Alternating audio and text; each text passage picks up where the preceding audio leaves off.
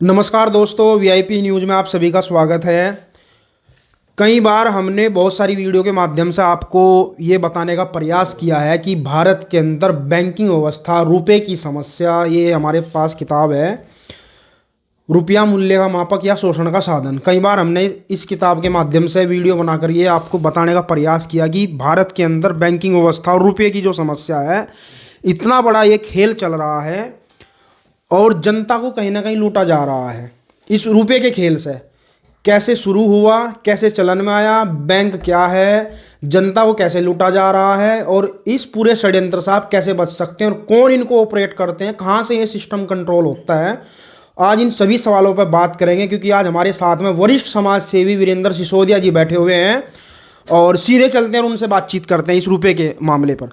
स्वागत है सर आपका हमारे चैनल में। जी धन्यवाद आपका भी, जी। और आपके जितने भी दर्शक हैं आपके चैनल से जुड़े हुए हैं सबका धन्यवाद। तो बहुत लोग आपको प्यार करते हैं और पसंद करते हैं। एक वरिष्ठ समाज सेवी के रूप में आप कार्य कर रहे हैं, तो ये समाज के अंदर जागृति कहाँ से आपको ये मतलब जुनून आया आपके अंदर कि चलो समाज का काम किया जाए, सच बताने का काम किया जाए?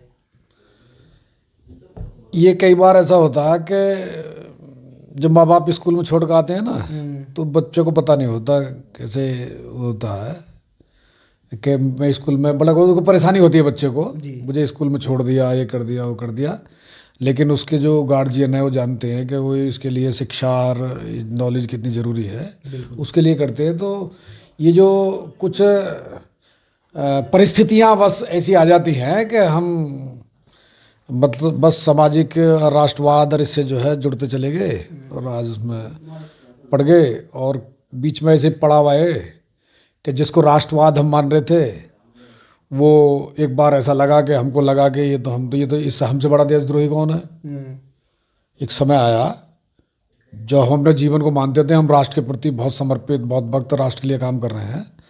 लेकिन 2013 में राजीव दीक्षित जी को सुनने का हमको सौभाग्य ही कहूँगा मैं, तो जब उनको सुना 2013 में, तो हमने पूरा जब अपना पूरा जीवन देखा, उनके जब तुलनात्मक अध्ययन किया, तो हमने कहा ये तो हमसे तो बड़ा देशद्रोही कौन है। हम तो बिल्कुल विपरीत समझ आ रहे हैं। हम तो भारत को वही समझते थे जो हमारे सामने रखा था, शिक्षा के माध्यम से, जिन संगठनों से हम जुड़े उनके माध्यम से जो भारत हमारे सामने रखा, हम उसी को समझ रहे थे। लेकिन जब राजीव दीक्षित ने बताया कि भारत क्या है, वास्तविकता भारत की जब असलियत उन्होंने रखी, तो हम तो कहीं विपरीत दिशा में जा रहे थे। तो उस दिन से सब कुछ छोड़ करके फिर राजीव दीक्षित के बताए हुए अनुसार और उसी भारत को भारतीयता के आधार पर फिर से खड़ा करने के धुन जो है 2013 से वो लगी। हालांकि समाज में हम लगे थे, मतलब समाज का नुकसान ही कर रहे थे, वो लगे थे हम 1979 से। हाँ, काफी लंबा संघर्ष रहा आपका। लंबा। अच्छा, आज कई बार हमने वीडियो के माध्यम से बताने का प्रयास किया है और भारत की जनता समझ भी रही है कि क्या खेल चल रहा है। तो रुपए की जो समस्या है और रुपए से जो जनता को लूटा जा रहा है, जनता रुपए के ही ऊपर सच जानना चाहती है। तो सच बताएंगे ना आप आज? हाँ, रुपया जो है ना, रुपये से नहीं लूटा जा रहा है, रुपये को ही लूट लिया। रुपये को ही लूट लिया। रुपये को ही लूट लिया है। अच्छा, कैसे शुरू हुआ ये रुपये का जो खेल है? ये तो भारत में हमने थोड़ा मालूम हुआ है, आप जैसे वरिष्ठ समाज सेवियों से, कि भारत में तो रुपये का चलन था ही नहीं। ये चालाकी से षड्यंत्र कर लाया गया और रुपये के माध्यम से लोगों को नहीं, रुपया ही लूट लिया गया भारत का, जैसा आपने कहा। तो ये रुपया थोड़ा हमको समझाइए, असलियत में रुपया होता क्या है और जनता को क्या दिया? देखो, ये जो रुपया है ना जी, रुपया भारत की मुद्रा है। और इस मुद्रा को, भारत की मुद्रा आदिकाल से चली है। क्योंकि भारत जो देश है ना, यहाँ उत्पादन हमेशा इतना रहा, प्रकृति का इतना जो है ये इस पर कृपा बरसी है कि यहाँ इतना उत्पादन होता है भारत में कि वो पूरी दुनिया को खिलाने पालने की क्षमता वो भारत रखता है आज भी। तो वो जो उत्पादन होता था, तो ज़रूरत से जब ज़्यादा है तो वो हमको जो है जहाँ नहीं है उनको देना होता है। लेकिन लोग फिर ये अफवाह उड़ाते हैं कि जनसंख्या ज्यादा होगी इसलिए कैसे पूरा नहीं नहीं नहीं नहीं, आज गलत भी। बात है। अरे हम तो कह रहे हैं आज तो जनसंख्या बहुत ज़्यादा है। मतलब पूरी दुनिया में ढोल पीटा जाता है कि भारत जो है इतना बड़ा। आप घूमो गाँव में, मेरे विचार से 10% मकान जो है उनमें रहने वाले नहीं है, खाली मिलेंगे आपको। और आप देखो, 3 चीज़ों की जरूरत होती है, रोटी, कपड़ा और मकान। इतनी औद्योगिकरण जो किया है उसके बावजूद भी आज भी जो गांव है उनमें इतना उत्पादन हो रहा है कि गांव जितना उत्पादन खेतों से होता है वो गांव से कई गुना ज़्यादा है। जितनी गांव को ज़रूरत है उससे कई गुना ज़्यादा होता है, क्योंकि किसान आपने देखा होंगे गन्ना डालते हैं, गेहूं बेचते हैं, सरसों बेचते हैं, वो सब उत्पादन जरूरत से ज़्यादा तभी तो बेचते हैं। तो जो आज भी ज़्यादा हो रहा है, तो जो अन्य खाद्य पदार्थ हैं वो भी जरूरत से ज़्यादा हो रहे हैं। मकान हैं वो अभी भी खाली पड़े हैं। आज कपड़ा देखो लोगों पे बहुत कितने कितने गुने हैं, अलमारियां भरी पड़ी हैं। अलमारी भरी पड़ी है। तो रोटी की कोई कमी नहीं है, कपड़े की कोई कमी नहीं है, मकान की कोई कमी नहीं है, तो फिर जनसंख्या समस्या कहाँ से होगी? यार ये तो प्रत्यक्ष है हमारे सामने, कोई ऐसी चीज़ थोड़ी है ये कि आपको दिखाई ना दे रही हो। तो फिर जनसंख्या कहाँ से समस्या बढ़ गई हमारी? हमारी जो उत्पादन है, जो हमारा बिकता था, उसके बदले में धन आता था। धन मतलब भारत की मुद्रा, वो मुद्रा वो आती थी, धन के बदले में धन आता था। हम धन देते थे खेतों से उगा करके या मिट्टी से जमीन से निकाल करके वो धन देते थे, उसके बदले में धन आता था। धन का मतलब सोना चांदी ये आता था। अब क्या है, अब वो जो उत्पादन है वो लूटा जा रहा है। अब जो उत्पादन को लेकर के हम मंडी जाते हैं, मंडी में हमने जो 6 महीने 1 साल कमाया खेत में उत्पादन किया उसको मंडी ले गए। मंडी में आड़ती ने हमारा सामान बेच दिया। बेचने के बाद उसने हमको क्या दिया? पैसे, कागज दिया, नोट दिया। वो नोट वचन पत्र है गवर्नर का। अब हमको पता नहीं है, हमको पढ़ा नहीं गया, हमको जानकारी नहीं है। जब वो जानकारी मतलब अज्ञानता के, ज्ञान के अभाव में, अज्ञानता में आकर के हमारे बैंकों में अकाउंट खुलवा दिए। ये जो बैंक जो है ये एक लूट की संस्था है। मतलब लूट की भी ऐसी बैंक मतलब लूट की संस्था, लूट की संस्था। बैंक का मतलब वो लूट की संस्था। वो कैसे लूटता है? अब हमारे धन के बदले उसने हमको कागज दिया, वो वचन पत्र है, गवर्नर का वचन है, उसमें लिखा हुआ है उसमें। हाँ, मैं धारक को इतने रुपया अदा करने का वचन, इसका मतलब रुपया नहीं है, जो वचन पत्र है ना रुपये का। तो अब उसको लेकर हम वहाँ चले गए, हमारे खाते खुलवा दिए वहाँ बैंक में भ्रम के नाते। तो अब जब हम गए तो हमने खाते में वो जमा कर दिए जो आड़ती ने दिए। अब वो जमा करने की बजाय हमको बैंक में जाकर एक बोलना चाहिए था, क्योंकि उस बैंक के ही गवर्नर ने वचन दे रखा है उसमें।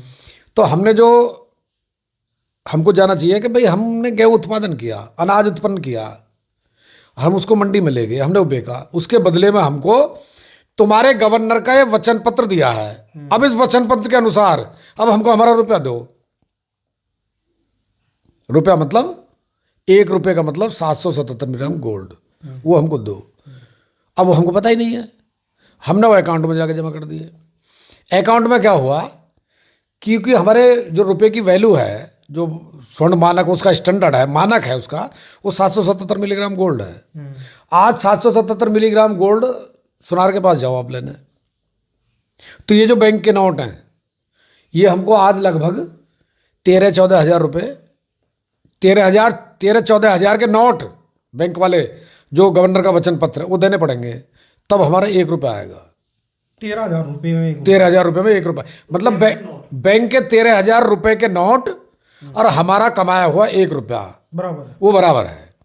अब क्या है, हमको तो पता नहीं है, हमने तो खाते में जमा कर दिए, लेकिन वो बैंक को हमने रुपया नहीं मांगा वहां से, मतलब अपना सोना नहीं मांगा, तो वो बैंक को पता है कि ये अपना अनाज उत्पादन बेच करके आया है, तो इसका जो रुपया है उसकी वैल्यू 777 मिलीग्राम गोल्ड है। अब वो बैंक क्या करता, जैसे ही हमने कमा करके वहां जाकर जमा किए तो वो उसको पता है कि ये नोट जमा नहीं कर रहे हैं यहाँ, ये नोट के बदले में गेहूं जो बेच का आया है, अनाज उत्पादन जो बेच का आया है उसको जमा कर रहा है। तो उसकी जो वास्तविक वैल्यू है वो निकाल लेता बैंक, 1 रुपये के बराबर 777 मिलीग्राम गोल्ड। तो 1 रुपये के बदले में वो 13,000 रुपये छाप लेता, डेवलप कर लेता। अच्छा, अब उस रुपये हमारे जमा करे हुए को वास्तविक मूल्य उसका निर्धारण कर लेता है वो, इतने के इतने में आएगा 777 मिलीग्राम गोल्ड, इतने नोट छाप लिए उसने, हमको लूट लिया और फिर उस छाप करके हमको ही लोन कर्ज दे दिया, हमको ही कर्ज दे दिया, हमको ही कर्जा दे दिया, हमारा ही धन हम ही कर्ज में, हम ही कर्ज में दे दिया, हमको ही नकली हो हमको वो दे दिया। अब क्या इससे हुआ क्या, जी, 1947 में जब ये देश अंग्रेजों ने कंगाल कर दिया था, मतलब लूट लिया था पूरा, लूट करके वो तो चले गए, उसके बावजूद भी भारत का कोई किसान आत्महत्या नहीं करता था और किसी भी भारत के पास 1 रुपए का भी कर्जा नहीं था। कर्जदार 1947 में कर्जदार नहीं था भारत। तो 1947 तक भारत को कंगाल बनाया अंग्रेजों ने, कर्जदार नहीं बनाया, कंगाल मतलब हमारा जो धन था उसको लूट कर ले गए। लेकिन 1947 के बाद जब वो चले गए, 1947 के बाद तो हम तरक्की करना चाहिए था, मतलब वो जो धन लूट करके ले गए उसमें वृद्धि होनी चाहिए थी, मतलब हम कंगाल से आबाद होने चाहिए थे। जब लूटने वाला चला गया तो हम दोबारा से मेहनत कर रहे हैं, मेहनत कर ही रहे हैं। भारत का प्रत्येक किसान जो है वो बहुत मेहनत की है उसने, मेहनत करने के बाद लेकिन उसके बराबर कर्जा बढ़ता जा रहा है। तो जब अंग्रेज भारत में आए जब, तो ये स्वर्णिम भारत था, भारत सोने की चिड़िया था। लेकिन पूरे कार्यकाल में उन्होंने 1947 तक भारत को कंगाल बना दिया और 1947 से लेके अब 2025 तक कर्जदार बना दिया। मतलब आज इस वक्त लगभग 250 लाख करोड़ रुपए का भारत पर कर्जा है, विदेशी कर्ज है जो विदेशों बैंकों का कर्ज है, फर्जी बना दिया। मतलब हमारी कमाई बैंकों ने लूट करके हमको ही कर्जदार बना दिया उन्होंने, केवल इस बैंकिंग सिस्टम के माध्यम से।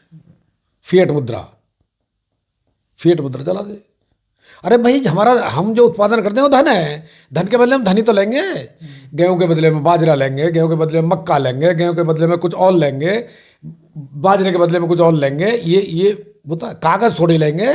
अब इन्होंने कागज बना दिया उसको, और अभी तो ये कागज भी नहीं रहेगा, अभी तो अंक अब तो अंक चल रहे हैं, अंक कुछ है ही नहीं। अब वो अंक को ही हमने मान लिया, मतलब हम एक बैंकिंग सिस्टम के माध्यम से हमको भ्रम करा दिया जाता है कि हम कर्जदार हो गए, और जबकि दिया कुछ नहीं, केवल हमारे खाते में अंक लिख दिए, अंक लिखने से हम कर्जदार हो गए, हमने मान लिया कि हम कर्जदार हैं। फिर उस कर्ज को उन्होंने तो लिख दिया अंक हमारे खाते में, उस अंकों को उतारने के लिए, उस अंकों को घटाने के लिए और रात दिन मेहनत करना है। अच्छा, जनता इस जाल में फंस कैसे गई? किसको? अज्ञानता, बैंकिंग। अरे आप जनता की बात कर रहे हो, मास्टर को नहीं पता रुपए के बारे में, पढ़ाने वाला कौन है? मास्टर, उसको नहीं पता, उसको अब ये भी नहीं पता पढ़ाना। हाँ, अब जानकारी देना, वकील उनको नहीं पता, जजों को नहीं पता, पुलिस को नहीं पता, नेताओं को नहीं पता, अधिकारियों को नहीं पता। जब शिक्षा से काट दिया इसको, बस शिक्षा में ये तो जो सबसे महत्वपूर्ण चीज थी देशवासियों को बताने के लिए, सिखाने के लिए, वही उससे अज्ञान है सब लोग। वो इस कागज के रूप में मान रहे हैं, जो डिजिट के रूप में मान रहे हैं, जबकि ये कुछ नहीं है, कुछ है ही नहीं, बिल्कुल हवा में है ही नहीं कुछ। तो समझ रहे होंगे आप लोग कि क्या खेल चल रहा है। तो इससे फिर लोग बचे कैसे, क्या तरीका है इसका? गांव आधारित व्यवस्था अपनी, इस तो बैंक से ही, और बैंक का हाँ, जो रुपया है, अंक है, या गांव आधारित अपनी व्यवस्था खड़ी कर लो। जैसे क्या? गांव आधारित का मतलब है, देखो 4 चीज जिसके पास होंगी उधर दुनिया की कोई ताकत गुलाम नहीं बना सकती। जल, जंगल, जमीन और जानवर। जिसके पास ये 4 चीज, ये 4 चीजें तो गुलाम, जंगल, जमीन, जानवर, ये 4 चीज जिसके पास हैं उसको दुनिया की कोई ताकत गुलाम बना ही नहीं सकती। वो स्वावलंबी हो गया, आत्मनिर्भर। ठीक। और मतलब पानी की व्यवस्था अपनी हो, पानी अपना। अब क्या है, भारत के एक भी गांव के पास अपना पानी नहीं है, मतलब पानी है लेकिन उसके कंट्रोल में नहीं है, कंट्रोल किसी और का उस पर। तो अभी सड़कें तोड़, पानी नहीं, सड़कें नहीं, पानी पे कंट्रोल का मतलब है जब तक गांव में तालाब जिंदा थे, कुआं जिंदा थे, तब पानी अपना है। खेत में सन होता था, सन निकाला, रस्सी बनाई, बाल्टी, डोल, कुछ भी ऐसा साधन लिया, बांधा, खींचा, निकाल लिया। अब क्या है, कुआं जोड़ खत्म करके पहले हैंडपंप आए, अब हैंडपंप खत्म होकर के समरसेविंग चल रहे हैं। समरसेविंग कैसे चलता है? बिजली से। बिजली किसी गांव के पास है? नहीं। बीज फसल का किसी गांव के पास है? नहीं है। जो खेत जुताई कैसे होती है? ट्रैक्टर से। ट्रैक्टर कैसे चलता है? डीजल पेट्रोल किसी गांव के पास है? नहीं। बीज नहीं, बिजली नहीं, रोटी क्या पे सीखती हैं? गैस पे। गैस किसी गांव के पास है? कंट्रोल हो गया ना। चूल्हा खत्म। जो शहर होते थे, शहर आश्रित होते थे, शहर में क्या कौन रहते हैं? उपभोक्ता। और गांव में कौन रहते हैं? उत्पादक। जो उत्पादक है वो भी आश्रित हो गया। भाई आश्रित होने का मतलब क्या? आश्रित उपभोक्ता ही तो होता है। अब जैसे शहर हैं, शहर उत्पादन तो कुछ करता नहीं है, उपभोग करते हैं वो। गांव में जो उत्पादन होता है वो शहर में जाता है, उसका उपभोग करते हैं वो। तो वो कंट्रोल है। गांव देना बंद कर दो, शहर खत्म हो जाएंगे। जो आश्रित नहीं है वही तो राजा है। वही राजा है, वो गांव था। अब ये गांव को भी शहर के तर्ज पर गांव को भी ये कंट्रोल कर रहे हैं। पानी कंट्रोल हो चुका है, बीज कंट्रोल हो चुका है, चूल्हा की अगर आग जो है, जो ऊर्जा है वो कंट्रोल है पूरी तरह। तो डीजल पेट्रोल के मतलब उधर जो खेती का हमारा काम है वो सब कंट्रोल है। सब कुछ कंट्रोल हो चुका है और सब कुछ आधार से जोड़ दिया है। अब कुछ कसर भी रह जाएगी तो आधार पूरी कर देगा। अब हाँ, मुद्रा हमारी कंट्रोल है, मैंने बताया ना, वो कंट्रोल है। मुद्रा भी कंट्रोल, मतलब धन के बदले में जो ये भी आता है, ये कंट्रोल है पूरी तरह। क्योंकि इंटरनेट किसके हाथ में है? हमारे हाथ में तो है नहीं। इंटरनेट बंद, मुद्रा बंद, सब कुछ बंद हो जाएगा। तो पूरी तरह गांव जो है, नहीं गांव तो नॉन जुडिशियल होता है। ये जो पंचायती राज व्यवस्था लेकर आए हैं ना गांव में, ये उसको जो नॉन जुडिशियली होता है गांव, मतलब गांव पे कोई कानून लागू नहीं होता इनका। गांव जुडिशियली में नहीं आता है, वो नॉन जुडिशियल होता है। Non judicial. ये जो पंचायत के माध्यम से और ये गांव को भरमाया जा रहा है कि भाई हम गांव का विकास करना है। विकास नहीं हो ना, विनाश हो रहा है विकास के नाम पे। हाँ, जो मास्टर बच्चों को पढ़ाने आ रहे हैं, कहाँ के? गांव के, बाहर के? बाहर के हैं। जो गांव में सबसे जो छोटा कर्मचारी है सरकार का, वो लेखपाल है और सेक्रेटरी है, वो गांव के हैं, बाहर के हैं? दोनों बाहर के हैं। तो मास्टर भी, सेक्रेटरी, लेखपाल से ऊपर कौन होता है? कानूगो, वो बाहर का। उसके ऊपर होता है नायब तहसीलदार, वो बाहर का। तहसीलदार, एसडीएम, डीएम, सब बाहर के हैं जी। और बाहर का विकास करेगा हमारा? लूट करेगा वो आते ही लूटने के लिए हैं। उसे क्या पता भाई यहाँ क्या, इसीलिए तो भेजे हैं वो तो बाहर के यहाँ। अच्छा, पटवारी से योग्य कोई आदमी हमारे गांव में नहीं है? बहुत। सेक्रेटरी से ऊपर हमारे गांव में आदमी नहीं है योग्य? बिल्कुल। तो फिर हम अपने गांव की व्यवस्था अपने नहीं चला सकते? भाई मेरे गांव का कोई सेक्रेटरी दूसरे गांव में है, वो जब वहाँ कर सकता है, मैं अपने गांव में क्यों नहीं कर सकता? अच्छा, गांव के आदमी को गांव की जमीन के बारे में ज़्यादा जानकारी है, बाहर की ज़्यादा जानकारी है? जो गांव का है उसे ज़्यादा जानकारी है। गांव के बच्चों की, जो गांव का टीचर है, जो गांव का पढ़ा लिखा बच्चा है, वो अच्छे से पढ़ाया गया, बाहर का अच्छा पढ़ाया गया? गांव का। अच्छा, गांव का आदमी गांव के बारे में जानकारी बच्चों को दे सकता है, या बाहर का आदमी मेरे गांव की जानकारी देगा बच्चों को? गांव का आदमी देगा। अच्छा, शिक्षा व्यवस्था का काम, शिक्षा का काम गांव के बच्चों को, वो गांव का व्यक्ति सिलेबस बनाए, वो ज़्यादा बढ़िया है, या दिल्ली में बैठा आदमी सिलेबस बनाएगा मेरे गांव का? गलत है ये तो। गांव का आदमी अरे गांव का आदमी सिलेबस बनाएगा, उसको बनाना। मेरे गांव के बच्चों को क्या सीखना है मेरे गांव के हिसाब से, उसे गांव का आदमी तय करेगा या दिल्ली में बैठ कर आदमी तय करेगा? मेरे गांव के बच्चे को अमेरिका के राष्ट्रपति की पता है, जापान के राष्ट्रपति प्रधानमंत्री की पता है, चीन के की पता है, उनके की पता, अपने गांव की ये पता नहीं है मेरे गांव की रकबा कितना, जोत की ज़मीन कितनी है, आबादी की ज़मीन कितनी है, ग्राम सभा की संपत्ति कितनी है, चक्रोड कितनी है, तालाब कितने हैं, कुआं कितने हैं, कोई जानकारी नहीं है उसे। कौन कौन सी फसल होती है मेरे गाँव, कोई जानकारी नहीं है, कुछ नहीं पता, कुछ पता ही नहीं है। तो ये बहुत बढ़िया व्यवस्था है। उस उत्पादन को जो भी होता है, वो जब कन्वर्ट होता है उसमें धन में, वो धन की नहीं पता हो चाहिए धन है या कागज है, वो कागज को डिजिट को ही मानना है। चलो 10 कुंटल गए होते मेरे उसमें आ गए मोबाइल में, 10 कुंटल गए मोबाइल में आ गए, उसे मानने। और लूट ऐसे चलती है, ऊपर से जब लूट चलती है ना, तो ये सीधी जो इफेक्ट करती है वो उत्पादक पर करती है, और जो मेहनत कश होता है। ये 2 इफेक्ट होते हैं इससे, ऊपर वाले नहीं होते। अच्छा, ये रुपया नकली है, ये कैसे पता चलेगा? और जो आप बता रहे कि एक रुपया 770 मिलीग्राम ये गोल्ड, बहुत आसान, ये कहाँ, मतलब ये हमने सब कंफर्म कर लिया है। कहाँ कंफर्म तरीका ये है, देखो, जब इस पर वचन हमने पढ़ा कि मैं धारक को इतने रुपया अदा करने का वचन देता हूँ, इससे स्पष्ट हो जाता है कि ये जो पर्ची है, नोट है जिसको बोलते हैं, ये रुपया नहीं है, इसके बदले में रुपया देने का वादा किया गवर्नर ने। ठीक, इसका मतलब ये रुपया नहीं है। अब रुपया को खोजा, तो रुपया को जब हमने खोजा, ये नोट है जितने भी, ये सब पहले मतलब 2 रुपये से लेकर 2000 तक के 2 नोट। भारत में दो तरह की करेंसी चल रही है, 2 तरह की। हाँ, 1 रुपया उस पर लिखा है भारत सरकार, वो भारत सरकार का है। भारत सरकार कौन है? कौन है? हम, जनता। अच्छा। वो भारत सरकार है। हम समझते हैं भारत सरकार ये जो नेता संसद पार्लियामेंट में ना, ये नेता है, नहीं, ये नौकर है। एक परिभाषा है नौकर की, जो काम के बदले वेतन लेता है वो नौकर होता है, और जो वेतन देता है वो मालिक होता है। नौकर कौन, तनख्वाह कौन देता है इनको? जनता। जनता टैक्स देती है ना, तो जनता के वो वेतन देने वाली है। ये वेतन भोगी हैं। तो ये हम इसको सरकार मान रहे हैं, ये भी एक भ्रम है। ये सरकार नहीं है, ये तो सरकार के नौकर हैं, सरकार के प्रतिनिधि हैं, सरकार के हमने चुना है इनको जो ताकत दी है हमने दी है। अब वो ताकत को लेकर के संसद विधानसभा में बैठ गए। ये इन्होंने अपने को मान लिया कि हम मालिक हैं, इन्होंने मान लिया, और मान नहीं लिया, इन्होंने भरमा भी दिया मीडिया के माध्यम से, व्यवस्था के माध्यम से, ऐसा भरमा दिया जनता को कि जनता नहीं कि ये मालिक है। जनता ने मान लिया कि हम आश्रित हैं इन पे, जबकि आश्रित ये है हमारे ऊपर।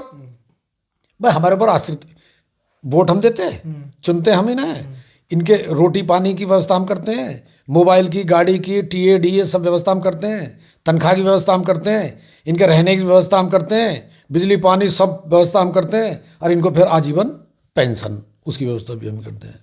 और हम अपने को मान रहे हैं कि हम आश्रित हैं इनके ऊपर, और ये भरवाने का प्रयास करते रहते हैं। चूंकि उधर ये लूटते हैं, लूटने के बाद ये क्या करते हैं, पहले तो लूटने के बाद वो लूटे हुए माल में से थोड़ा सा किसान सम्मान, अपमान निधि कहूँगा मैं उसे, कि ये तो बोलते हैं किसान सम्मान निधि, हाँ, वो 500 रुपये महीने मिलते हैं, वो किसान अपमान निधि है। एक वृद्धा पेंशन, विधवा पेंशन, ये सब्सिडी, वो सब्सिडी, विकलांग पेंशन, मतलब इस तरह करके, मतलब ऐसा इन्होंने, मतलब ऐसा वो कर दिया है कि हमको ही खुद ये लगने लगता है भाई सरकार अगर ना हो, जैसे सरकार के ऊपर ही हम आश्रित हो, बल्कि वो हमसे लूटा हुआ धन, उसमें से थोड़ा ये जैसे जेब काट के और जेब कतराई कोई मदद कर दे ना उसकी, तो ऐसे इस तरह जो है ये करते हैं। तो ये भी एक लूटने का जो है।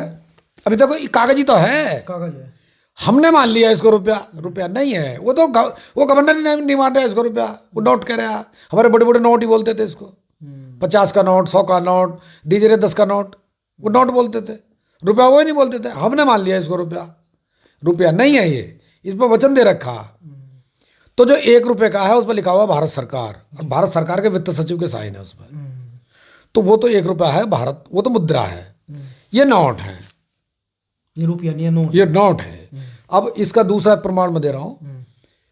2016 में नोटबंदी हुई थी, जिसको नोटबंदी के नाम से जाना जाता है। शाम को एक दाढ़ी वाला आया माइक पे, और उसने बोला कि वो साहब आज रात 12 बजे के बाद 1000 का नोट और 500 का नोट वो लीगल टेंडर नहीं रहेगा। इसका मतलब, लीगल टेंडर का मतलब हुआ है प्रतिनिधि, रिप्रेजेंटेटिव होता है। तो उसने भी लीगल टेंडर बताया। दूसरा है, उसने एक बहुत बड़ी बात कही, लोगों ध्यान नहीं देते हम। उसने कहा बड़े नोट से कालाधन बढ़ता है, बड़े नोट से भ्रष्टाचार बढ़ता है, और बड़े नोट से आतंकवाद बढ़ता है। इसलिए 1000 का और 500 का जो नोट है, आज रात को 12 बजे से वो लीगल टेंडर नहीं रहेगा, निकाल लेना उसको भाषण को। यही बात कही थी उसने। अच्छा, जब बड़े नोट से, मतलब नोट बंद करने का 3 कारण बताए, कालाधन बढ़ता, भ्रष्टाचार बढ़ता और आतंकवाद बढ़ता, ये 3 कारण बताए। अब मुझे एक बात बताओ, लॉजिक, देश की 140 करोड़ की जनता जो है उसके बात समझ में नहीं आई। जब इन बड़े नोट से बढ़ता है आतंकवाद, भ्रष्टाचार और कालाधन, हाँ कालाधन, ये जब बढ़ता है, तो उस टाइम चलन में था बड़ा नोट 1000 का और 500 का। तो 1000 के बदले में कौन सा नोट आया? 2000 का। 2000 का। 2000 का बड़ा होता है छोटा होता है? बड़ा होता है। बड़ा होता है। साइज में वो 1000 के से छोटा था या बड़ा है? उससे भी शायद बड़ा ही होगा। साइज में छोटा था, अच्छा। वैल्यू में दुगना था। वैल्यू में दुगना था। ठीक, तो इसका मतलब तो यह है कि जब 1000 एक मतलब एक आदमी कैसे बेवकूफ बना गया कि बड़े नोट के कारण ये तीन चीज बढ़ती है, इसलिए हम बड़े नोटों को बंद कर रहे हैं, और 2000 का आ गया। तो काला धन तो और ज्यादा हुआ होगा फिर। हद हो गई, सीधी सिंपल सी बात है। सिंपल सी बात है। और 500 का नोट आया, 500 की जगह 500 का आया, हाँ। और 1000 की जगह 2000। 2000 का आया। साइज में छोटे आए दोनों, और देखने में नकली से लगते हैं। अब ये पुराना वाला है, ये असली सा है लगता तो है। खैर नकली वो देख। हाँ है नकली, लेकिन फिर भी जो है थोड़ा देखने में वो लगता है कि भाई हाँ इसमें दम है। वो तो बिल्कुल ऐसे जैसे चूरन की पर्ची खोलते थे ना हम, उसमें जो निकलता है इस तरह के नोट। तो ऐसा बेवकूफ बनाया जाता है जनता का। कितना बढ़िया उसने जो है मैंने, जनता ने मान लिया, ठीक कह रहा है ये। तो वो जो उसने खुद इसको लीगल टेंडर कहा, तो इसका मतलब रुपया नहीं है, रुपए का रिप्रेजेंटेटिव है ये। बिल्कुल। उसने तो खुद कह रहा है। बैंक अगर मान लीजिए जैसे 50 का नोट है, बैंक में लेके भाई ये नहीं चाहिए तुम्हारा नोट, असली रुपया दो, तो देगा? यही तो खेल है ना। अगर वो देता, पहली बात तो उनको भी नहीं पता, बैंक वालों को, बैंक वालों को भी नहीं पता है। बैंक वालों को भी नहीं पता। कमाल की बात। हाँ, मजे की बात तो ये लूट का जो तंत्र चला रहे हैं, लूट एक थोड़ी है, लूट का जो तंत्र चला रहे हैं, जो चलाने वाले हैं, उनको नहीं पता कि तुम देशद्रोह कर रहे हो या तुम क्या बोलते हैं वो, हम हैं पब्लिक सर्वेंट। हाँ, पब्लिक। अच्छा, पब्लिक सर्वेंट की हिंदी क्या है? जनता का नौकर। नौकर। नौकर ही तो है। अब उनसे ये कहो कि भाई तुम हमारे नौकर हो, तो उन्हें बुरा लगता, और उनसे कहो तुम पब्लिक सर्वेंट हो, उन्हें अच्छा लगे। तो हाँ हाँ जी, हम पब्लिक सर्वेंट हैं, खुश हो जाते हैं। लेकिन वास्तव में वो जनता के नौकर ही हैं। नौकरी है, कोई भी है, चाहे प्रधान कोई भी। हाँ, उनको भी नहीं पता। जब बैंक वालों को भी नहीं पता कि हम जनता को नकली नोट दे रहे हैं। ये दरअसल क्या है, 1947 में जो अंग्रेज गए, तो वो बड़े योजनाबद्ध तरीके से, उनकी प्लानिंग थी भारत छोड़ने की। क्यों? कि उन्होंने जिस व्यवस्था के कारण लूट रहे थे, उस व्यवस्था पे भारत के लोग बैठा दिए। अच्छा। और उनको वेतन भोगी बना दिए वो, कि भाई तुम ये काम करो और तुमको तनख्वाह मिलेगी। तो उनको, उनके मन में क्या आया, अरे हम तो तनख्वाह मतलब अपना फर्ज कर रहे हैं, हम वेतन लेते हैं तो काम करते हैं। अरे तुम वेतन लेकर के काम नहीं कर रहे, तुम जनता के लिए काम नहीं कर रहे, ना तुम देश के लिए काम कर रहे, बिल्कुल। तुम देशद्रोह कर रहे हो तनख्वाह लेकर के। जिस जनता से तुम तनख्वाह ले रहे हो, जो जनता तुम्हारे बच्चों को पाल रही है, जो तुम्हारा भरण पोषण का काम कर रही है, टीए दे रही है, सब दे रही है, तुम उन्हीं के प्रति द्रोह कर रहे हो। किसके लिए? उनके लिए जो 1947 में देश छोड़ के चले गए थे, क्योंकि उन्होंने लूट का तंत्र खड़ा कर दिया था बहुत मजबूती के साथ। जैसे बैंक बना दिया उन्होंने 19। मैंने एक लाइन लिखी थी इस पे ही सोशल मीडिया पे कि आरबीआई जो है, सॉरी, अंग्रेज जो है आज भी भारत में आरबीआई की चद्दर उड़कर जो है षड्यंत्र कर रहे हैं, राज चला रहे हैं अपना। हाँ देखो, तंत्र कैसे खड़ा किया उन्होंने। जैसे आज भी तुम देखोगे, हम तो मान लिया कि वो चले गए, इस तंत्र को वो चलाते थे, लेकिन उन्होंने क्या किया, ये वेतन को ला करके बीच में पैसा ला करके, हाँ, भारत के जो लोग हैं वो नीचे से ऊपर तक जो भी काम कर रहा है, जो भी पब्लिक सर्वेंट है, वो भी नकली अपनी जो ऊर्जा दे रहा है, अपनी जो मेहनत दे रहा है, अपना जो समय दे रहा है, वो भी इस नकली नोट के लिए दे रहा है, उसको भी नकली मिल रहा है। लेकिन इसका जो साइड इफेक्ट पड़ रहा है उत्पादक पे पड़ रहा है, मेहनत कश पे, उसको तनख्वाह मिली। अब उस जो कागज मिला, इसको वो नीचले वाले को, जो उत्पादक है, उसको लूट रहा है इससे। दरअसल लास्ट में ये साइड इफेक्ट पड़ता है, और हर षड्यंत्र का साइड इफेक्ट उस पर पड़ता है जो मूल है देश का, जो आधार है, जिसके ऊपर ये देश खड़ा है, उस आधार को काटने का प्रयास किया, ढह जाएगा पूरा तंत्र। जिस दिन वो खत्म हो जाएगा, पूरा तंत्र ढह जाएगा। अच्छा, पहले तो नीचे का खत्म होगा, जब नीचे का खत्म होगा तो ऊपर की इमारत खड़ी रह जाएगी क्या? गिर जाएगी। फिर उससे ऊपर का जो तंत्र है वो गिर जाएगी। उससे ऊपर का तंत्र कौन सा है? किसान। जो गांवों में, शहरों में जो छोटा दुकानदार है, वो आएगा दूसरे नंबर पर, वो खत्म हो जाएगा। पहले वो खत्म होगा नीचे, उससे जमीन उत्पादन सब छिन जाएगा। फिर खरीदेगा कौन? भाई जो आम जनता है, जो नीचे का तंत्र है, उसके पास पैसा होगा तभी तो दुकान से कुछ खरीदेगा। वो खत्म हो जाएगा, फिर वो खत्म हो जाएगा। जो आपने बताया कि 1 रुपया बराबर लगभग 777 मिलीग्राम सोना, उसकी वैल्यू 13-14 हज़ार रुपये आज के समय में। हाँ, आप तो अगर वो चीज लागू हो जाए सही तरीके से, तो अगर एक मजदूर 500 रुपये कमा रहा है, हाँ, जनता सरकार गरीबी मोर्चा, नहीं रहेगी। जनता सरकार मोर्चा वो ये कह रहा है कि भाई हम, जैसे हमारे बुजुर्ग थे, हमारे ताऊ बताते थे कि भाई हमारे समय पे 1 रुपए का 1.25 मन अनाज आता था। अच्छा, 1 रुपए का 100 मन 1.25 मन, तो 1 कुंटल कितने का हो गया? लगभग। 2 रुपए का। अच्छा, उस हिसाब से हाँ 2 रुपये का बैठेगा। 2 रुपए कुंटल हो गया ना। तो हम ये कह रहे हैं, हम आज भी अपना जो उत्पादन है, जैसे गेहूं है, गेहूं 2 रुपए कुंटल आता था, तो हम आज भी 2 रुपए कुंटल देने को तैयार हैं। आज भी दे दो। हम कह रहे हैं, मैं इस सोशल मीडिया पर आपके चैनल के माध्यम से कह रहा हूं, सरकार तक अगर बात जा रही है, हम आज भी 2 रुपए कुंटल देने को तैयार हैं, लेकिन हम हमारे रुपए में देंगे, इसमें नहीं, नोट में। इसमें देते हैं हाँ, हमारा रुपया मतलब 777 मिलीग्राम गोल्ड। गोल्ड, तो 2 रुपए का मतलब होगा, जो डबल कर दो इसका, दुगुना कर दो। दुगना कर दो। तो अब 777 मिलीग्राम गोल्ड जो है वो 13,000 का है, मान लिया हमने 13,000 का, तो 2 रुपए कितने हो गए? 26,000। 26,000। तो हमारा गेहूं क्या रेट हो गया? 26,000। वो 26,000 रुपये कुंटल हो गया। हम ले लो। कुछ भी गरीब भी नहीं है फिर तो। गरीबी तो मतलब अगर इस व्यवस्था को उलट दिया जाए, गरीब को मतलब नहीं है। हम तो ऐसा लुट रहा है किसान। अच्छा, अगर हम ये कह रहे हैं कि भाई, किसानों के दिमाग में भी तो बात डाल दी गई ना, खेती में कुछ नहीं है भाई, पढ़ ले अफसर बन डाल जा। दी गई है, वास्तविकता है ये।